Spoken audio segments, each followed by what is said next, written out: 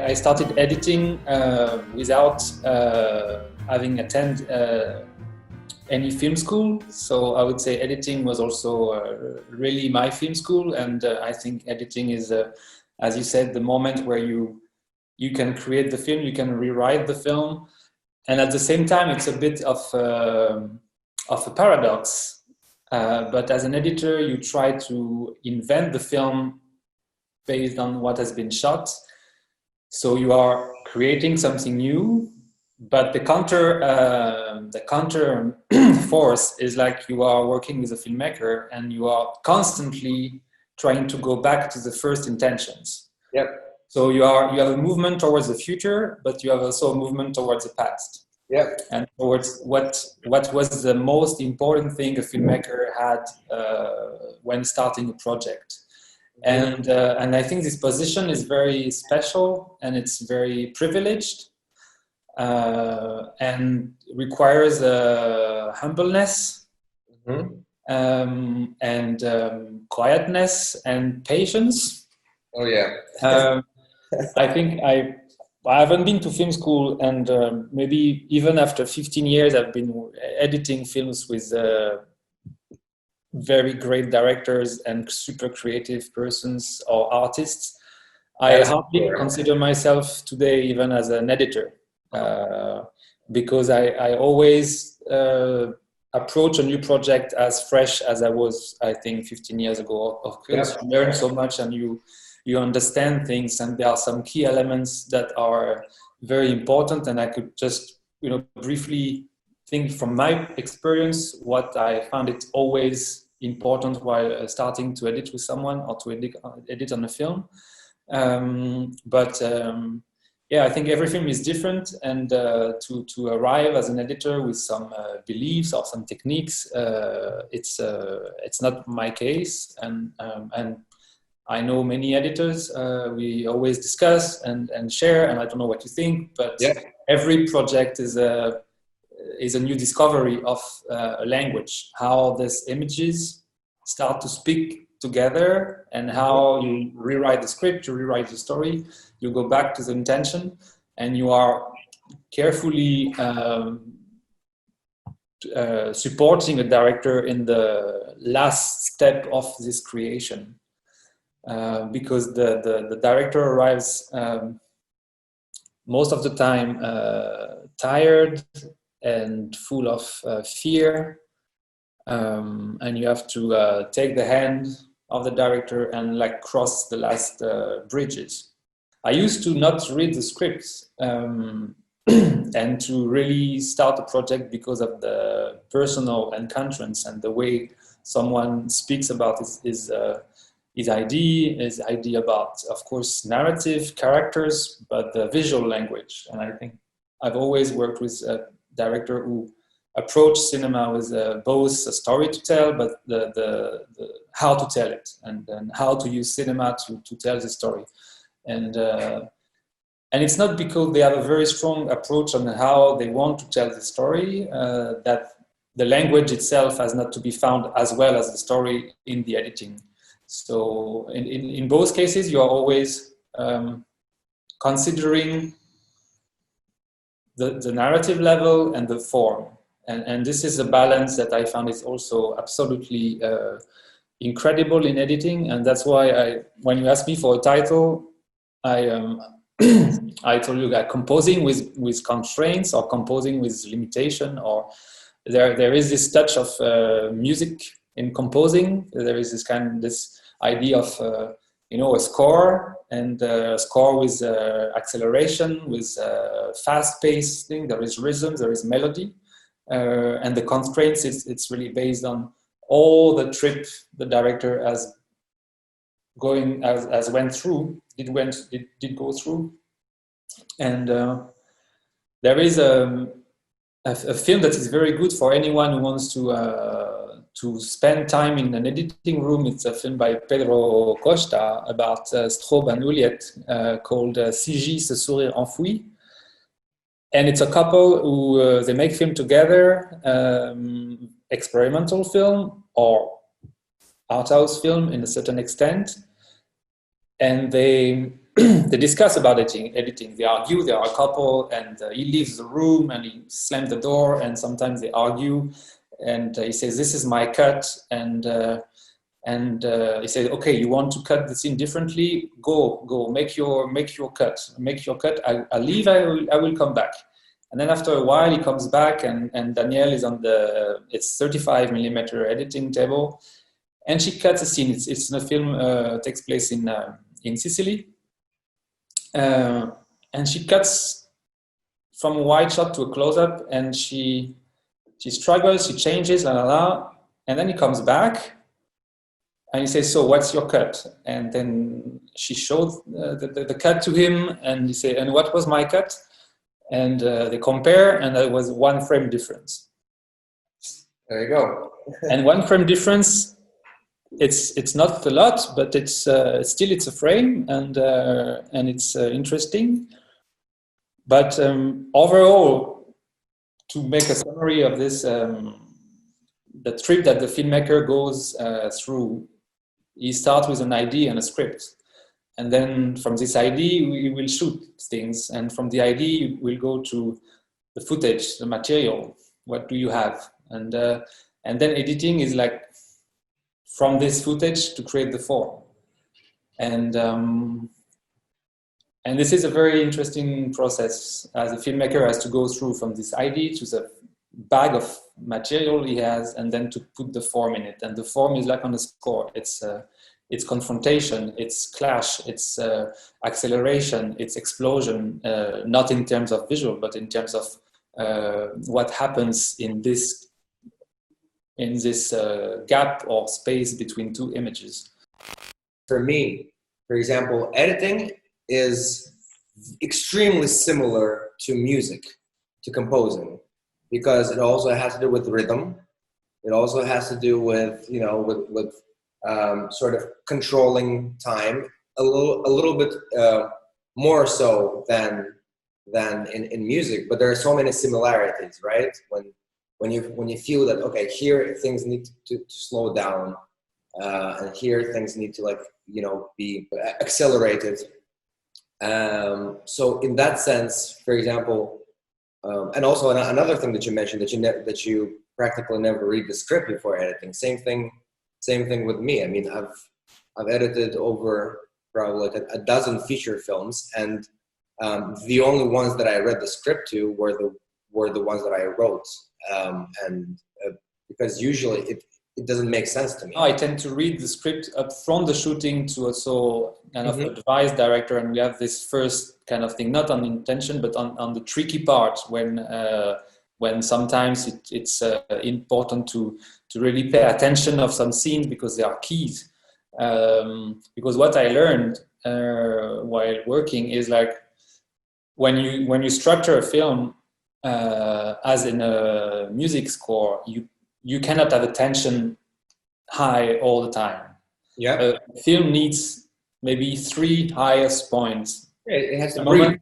Yeah. Moments of grace, moments of pure cinema, but then few moments where the narrative is very clear.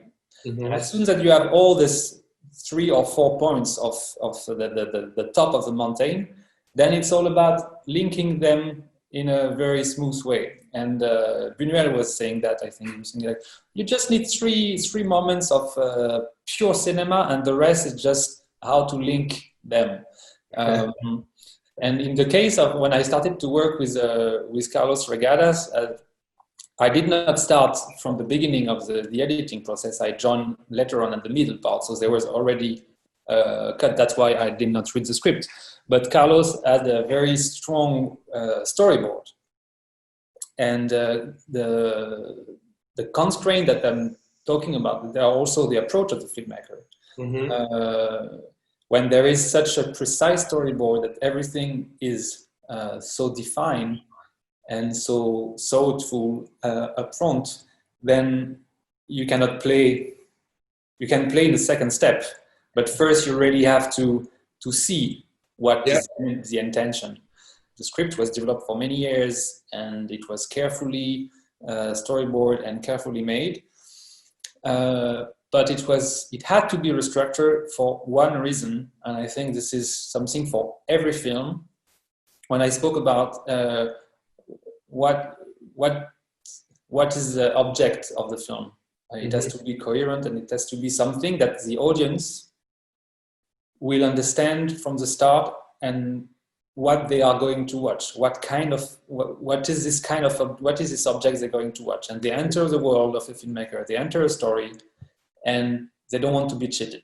One of the books that I was reading, it was like something that editing is not a matter of what's in the frame. It's like a matter of like what's not in the frame. And then I heard like the exact same idea, but in an opposite way. And I figured out that it's pretty much like the same thing. For example, Bresson's Pickpocket, and the scene where the pickpocket steals like this lady's purse, and there is a cop watching him. So the pickpocket gets off the tram, and then we see the policeman get out of the tram as well, and then it's a cut, and the next thing we see is them in the police car, and the pickpocket is like handcuffed, and they're going to the police station. So like the whole process of the policeman catching him, and it was like left out.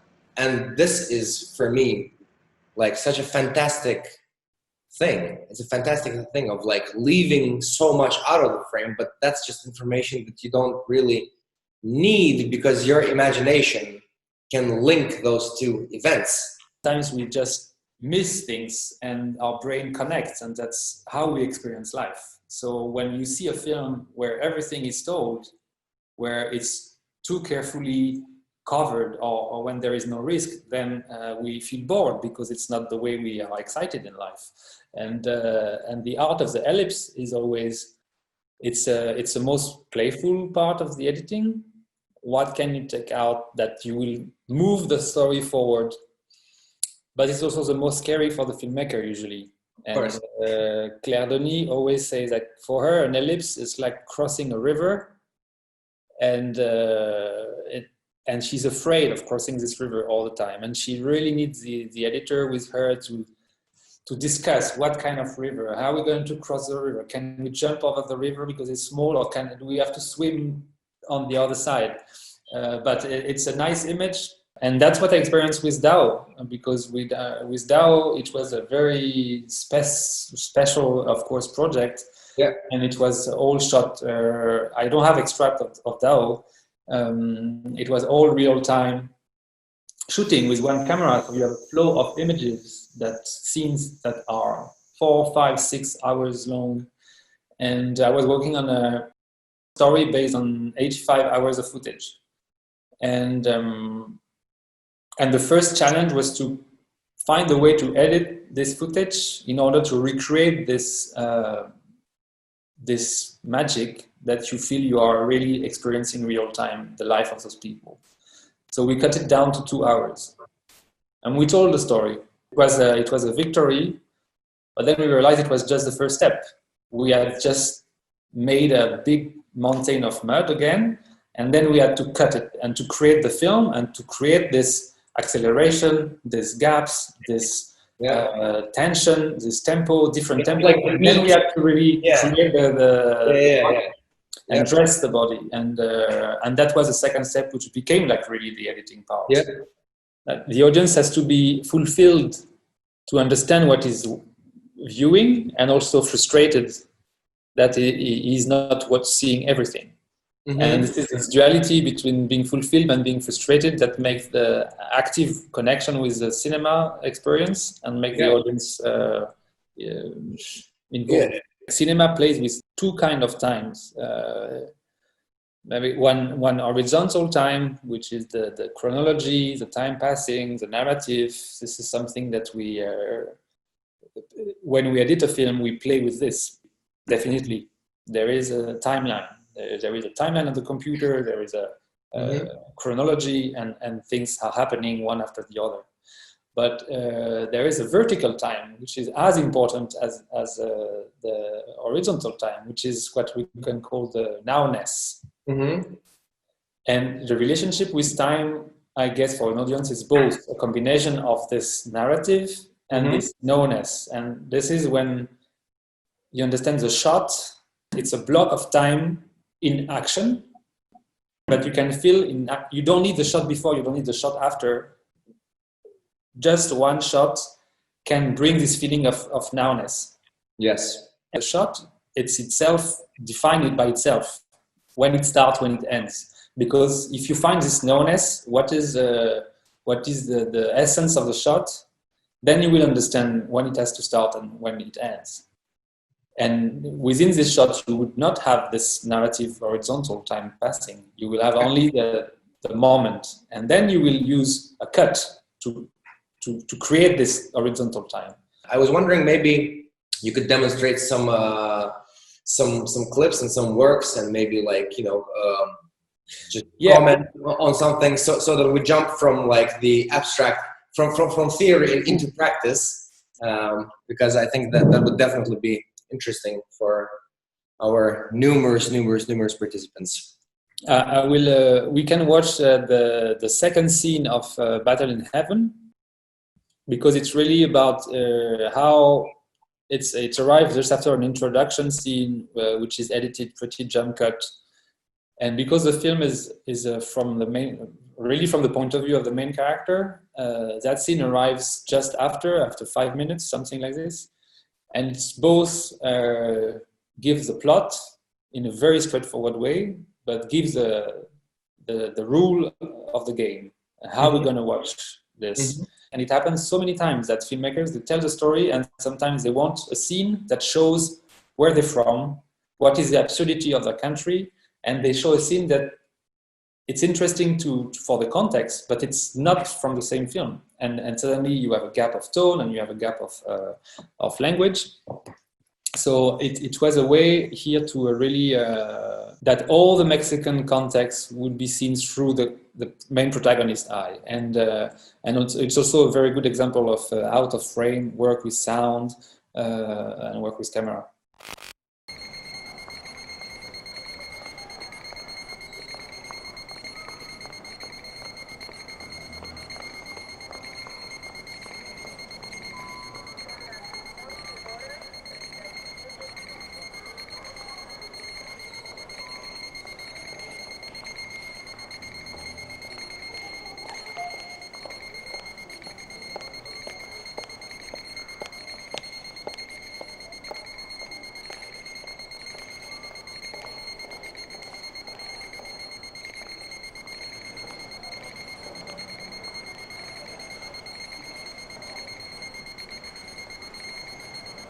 ¿Todo lloró? No más de un pinche grito. Son chingaderas. Perdimos una lana. No es por eso. ¿Ah, sí? Pobre Vicky. ¿Cómo que sí, chinga? Fue el niño que murió, fue el que valió verga. ¿No entiendes o qué? ¿Ah, sí? ¿Cómo que así, chinga? Ya no vas con eso ya.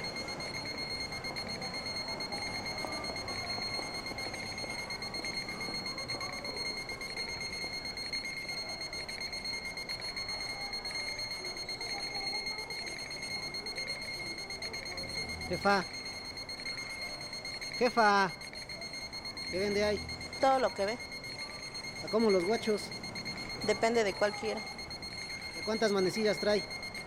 De 4. ¿Qué son los made in Taiwán? ¿Los trajeron de París? ¿A poco incluye gelatina? No, es esa parte. ¿Y cómo sale? Pues depende de cuál quiera, hay de agua y de leche. ¿De qué sabores son?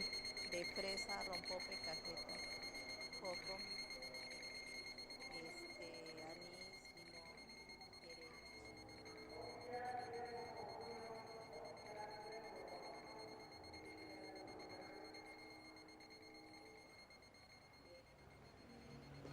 Ándale, pinche moco, que se me hace tarde.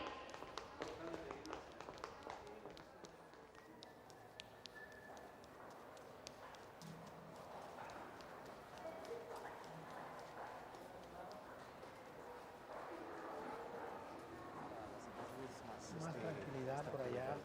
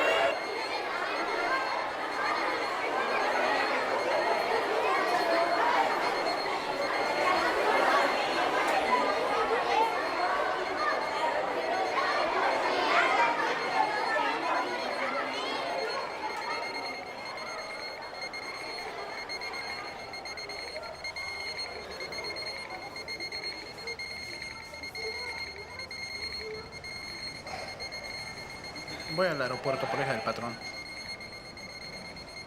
Vamos a dormir juntos. ¿De qué son los pasteles? Esperen un momentito. Como siempre. Ahora sí, dígame. ¿De qué son sus pasteles? De su gusto. ¿Cuánto cuesta? 40. Deme uno, por favor. Aquí tiene 50. Film was never trying to show frontally what is the relationship between the main character and the city. There is no consequence between the Mexican context and the story. I mean, straightforward. In that scene, they say they basically kidnap a baby and the baby died, and so it's really the first event. Mm-hmm. But the context is so important. So the idea of Karlos was to show this context without the main character, or without the main character being in the middle of the frame. Here, the scene could have ended after the cut to the wide shot. Yeah. We hear the clocks, we see the clocks, we see the couple, everything has been told, it's over, we could cut to the subway because then it goes to pick up the girl.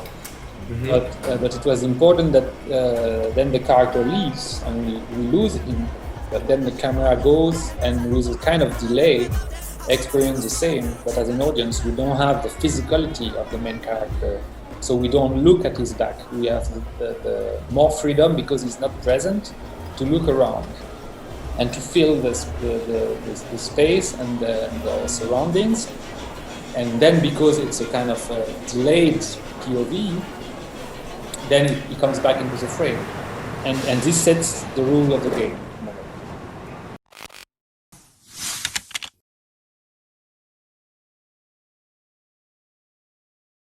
If the director is not involved, he will regret it because he would miss this time to give birth, and he would miss this time. There's the last chance to reflect on what he did. So if the director is not there, or he's scared, or he wants to avoid something that he will regret later on, or he will come at some point ready to work, and then the editing will continue. Yeah.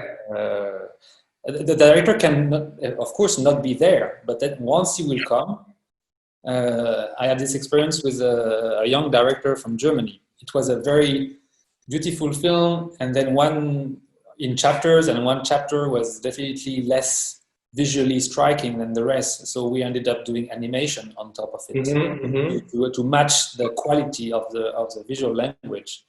But then and we were editing, and then she felt like, okay, the film is done, the film is ready, I'm tired, I cannot see anymore, and then she wanted to stop, but we continued, and I continued to work, and of course took strong decisions, and a few weeks later she was like, okay, I trust you, you can finish the film, no problem, and I took strong decisions. Some I knew were provocative on purpose. And when she saw the new cut, of course she was upset. Of course she was upset by some of the decision I made. Yeah. They were just to bring her back. And she came back, and it gave her a new chunk of energy. And then, of course, we went back to some previous cuts, but we moved on many more weeks together.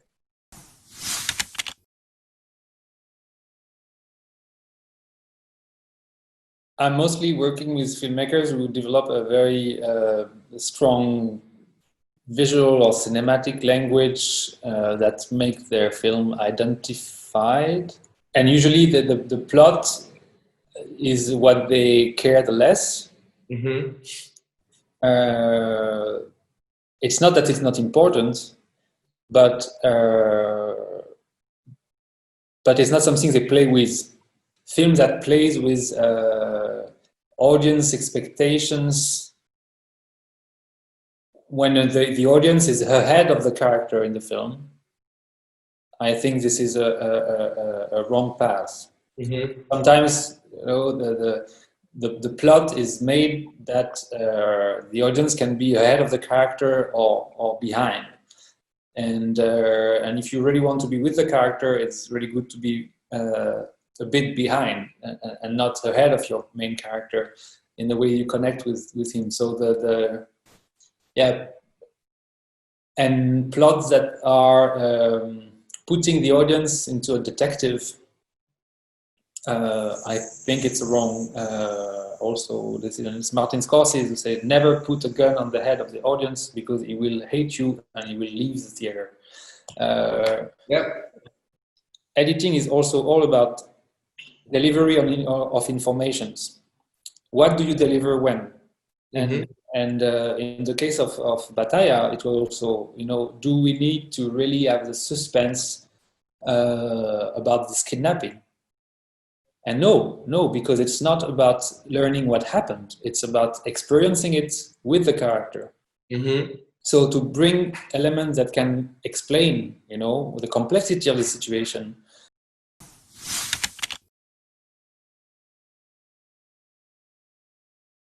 Editing, it's a long process for not technically, but it's a long mental process. And when I started, you need to be humble as an editor. You need to be humble and to be working for the film. It's not about who is right, who is wrong. You are not fighting against a director trying to make him understand that his idea doesn't work or his idea works. It's a teamwork, and it's really something that every director is different, has his own energy, and that's why chemistry is so important. Because some directors, they will accept or they will make decision at the very last day of the editing, and they can cut 16 minutes of a film the last day. It doesn't mean that they change their mind the night before.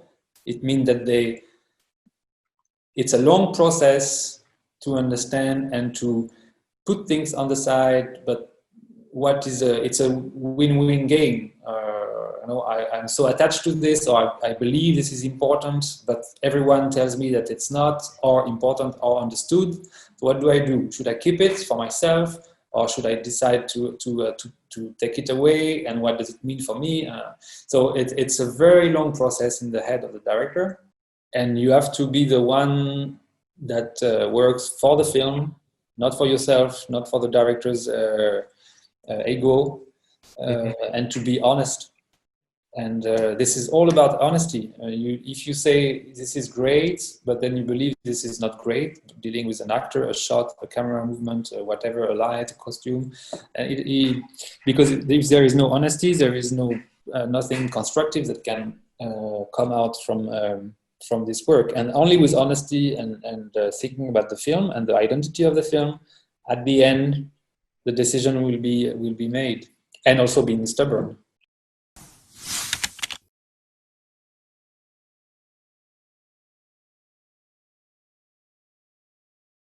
I don't know if there are rules, there are theories. There is Eisenstein, there is associative editing, there is continuity editing, there is the blink of the eye editing, meaning that I don't know if there are any rules that one should follow, because I think there is a lot of instinct. Yeah. But if there are some rules to follow, I guess it's not to mess up the mind of the audience. Mm-hmm. And this goes to some very basic things. It's the representation of the space, the way the editing can create the space, and how, as an audience, with editing, it can be starting every time you are in the same location, starting with the same angle. In a way, it's not a rule, but it's a very very easy way for the audience. Okay, you know exactly where you are. If you start in a room from the door, and then the next time, 10 minutes later, you start with the room and you shot from the window, then no one will understand that it's the same space. Or it will take time, and they will say, "Oh, where am I? Is it a?" So it's not a rule, but it's a kind of simple way to avoid confusions and yes, great, and forget about continuity. Mm-hmm. Forget about continuity, and we don't edit. I guess editing start to work when it's confronting images that create a gap. Let's think about Aung San Suu, who is the master of ellipse. Yep. Someone leaves a restaurant and then arrives dressed differently in another space, and you can build the full thing. And it can be an emotional gap, it can be many things. And this goes a bit against some rules of editing. Mm-hmm. You have to kind of take the audience by the hand. But I guess this is where we speak about cinema, I guess, when we play with this associations. The main character is going through a process of guilt, and at the same time hopes that he could have an honest relationship with the daughter of his boss, to whom he confessed this murder.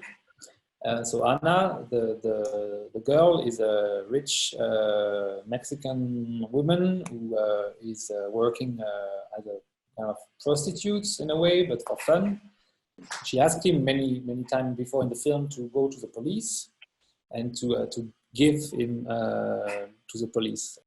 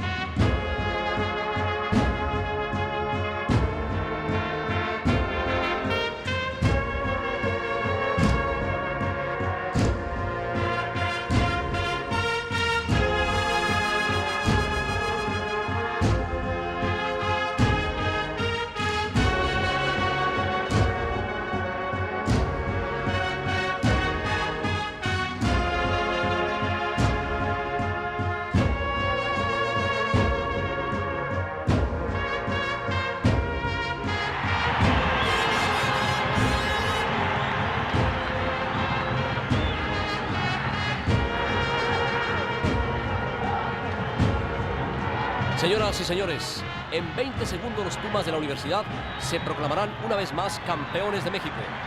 Uno de los equipos con más abolengo del país. Una cantera histórica e inagotable. Una institución que ama ante todo el fútbol y que es alérgica al catenacho. En Pumas no hay lugar para los avaros. Pumas es la casa de los artistas y la imaginación.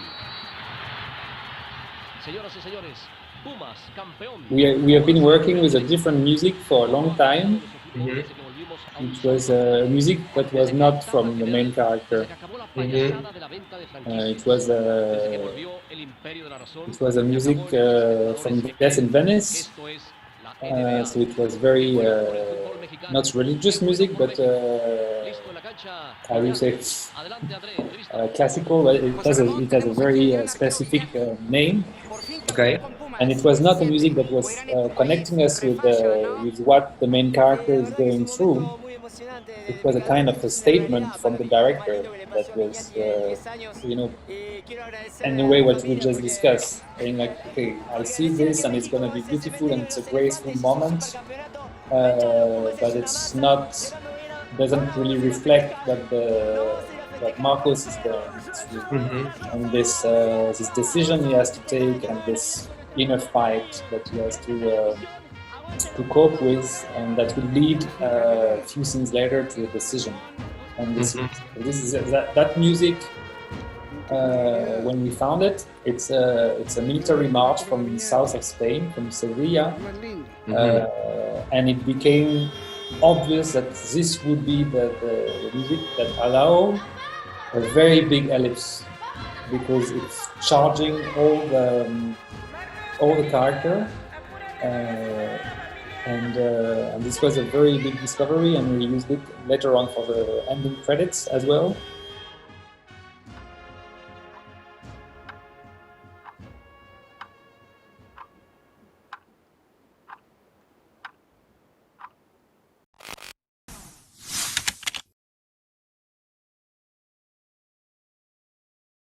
It is very important. As any theory, they are linked to a certain time and a certain discovery or certain personalities. So you can decide to follow one theory or another, or you can feel closer to one than the other, because of yourself, because of what it evokes to you.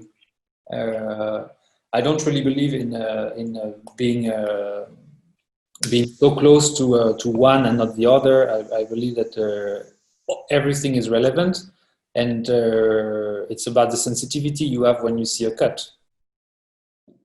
And a cut as a And you don't need you won't edit a film using only Eisenstein's theory for every cut, because it will be too much, or it will be too. Some cuts have to be seen and they have to be meaningful, evoke something. Some cuts you will prefer that they are invisible, and it's also that the tempo, or it's like, okay, some cuts you want to put them in front and raise a fist and say, okay, look, here there is, I don't know, from a wide shot with a small animal in a white landscape, and it will cut to a super colorful object. These things, they are refreshing. They evoke things for the audience, and they are, and you are alert. So they are like very visual cuts, and some cuts you want them to disappear because it's more about enjoying the continuity of the moment, and there you are in a tension and in another state of mind. So each theory has its own relevance.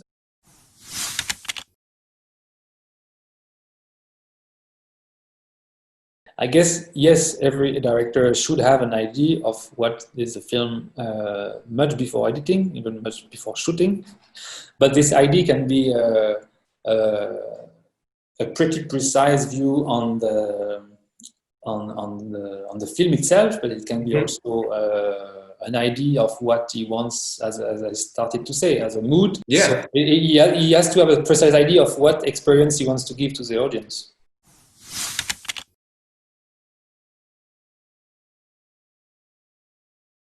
without being very technical, I think it's very important for a filmmaker to understand all the technical steps, all the technical part of their collaborators. And as for an editor, even if you don't need to be extremely gifted with grading, it's important to consider grading as a part of the creative process, as sound, as music. Because you can add special effects, because you can solve a lot of problems with also thinking how you would prolong a shot by slowing, looping, or by erasing something that disturbs the eye, being a character that you don't want to be part of the scene, or being not only electric pots, not only things for the beauty, but also for the narrative. And grading can really help you also to think how you can change the time of a scene, and how you can connect and disconnect, how you can create ellipses of time by grading differently, and using a shot that was shot supposed to be in the morning, and then you use it for the evening of the previous day because it makes more sense. So you can really include grading in your practice, not as to make the image beautiful, but think how grading can also help the narrative. As for the music,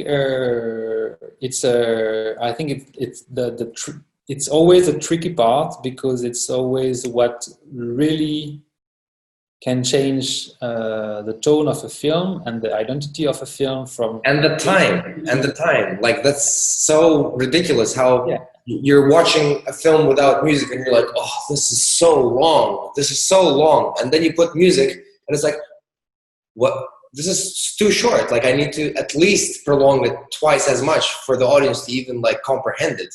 It's like this ridiculous thing that constantly happens. And when you edit with music, you tend to like it all the time. Yeah. And then you have really to really when I do edit with music, that's when I do a lot of test screenings, because you suddenly like yourself so much a scene with the music. You find it's like the new masterpiece of cinema. And actually it's just music and images, and it works well, but maybe it's worked well as a scene, but doesn't work in the full film. So that's where as an editor also you lose a lot of your self distance. And this is the amount of music, the reason for the music.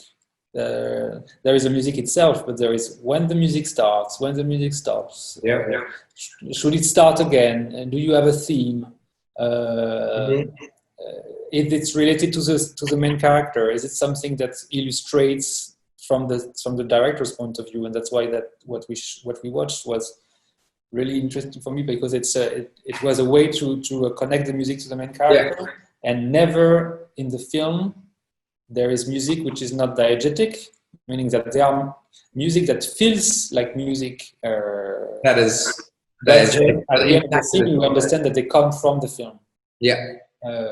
So it's also another way to play with the music. As any field, there are the mainstreamer, the researcher, and the experimentals, and like in science and in cinema, it's the same. And it's very good to watch a lot of films, and it's also very good to watch experimental cinema, or because there are people that are experiencing the forms, and they are thinking about the form, and they are thinking a more epistemologic approach, and so you can also learn from this what two images together makes on you, not in a narrative, not with no character, but also